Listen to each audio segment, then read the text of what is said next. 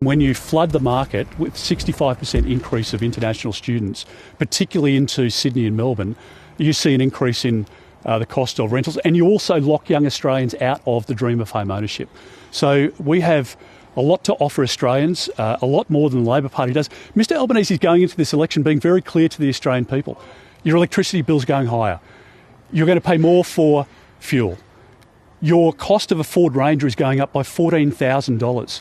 The cost of a RAV4 under this government by 2029 will go up by $9,000. This government is going to jack up the cost of everything. Grocery prices have gone up by 30%.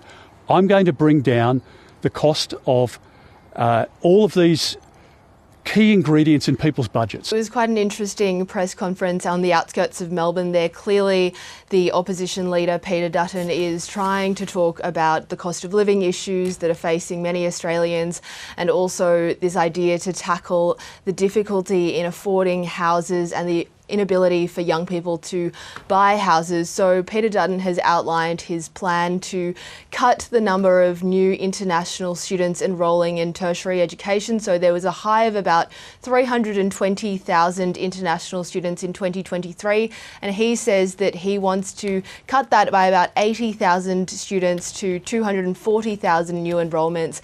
And so he says that the way they'll do that is by introducing a cap of around 25% foreign student enrolments, and this will likely hit the group of 8 public universities the hardest. And now he says that that 25% figure is not necessarily set, that they will still negotiate with universities to discuss exactly what the cap will be, but it does mark a more extreme policy position by the coalition. It's about 30,000 students fewer than Labor's plan that they tried to introduce that the coalition voted down last year.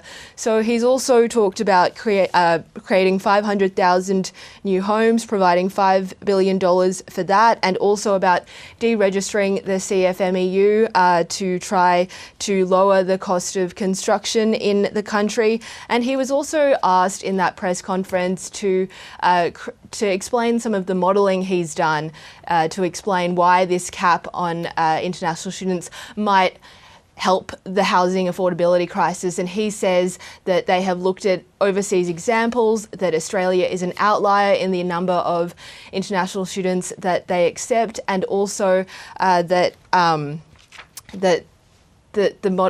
what they're basing this on is the fact that house prices has gone up and the fact that things are more expensive. So there wasn't a whole lot of detail there. He was also asked about the gas policy and whether he's ready to release modelling on how the East Coast reservation policy is going to drive gas prices down, but we are still waiting to see modelling on that as well.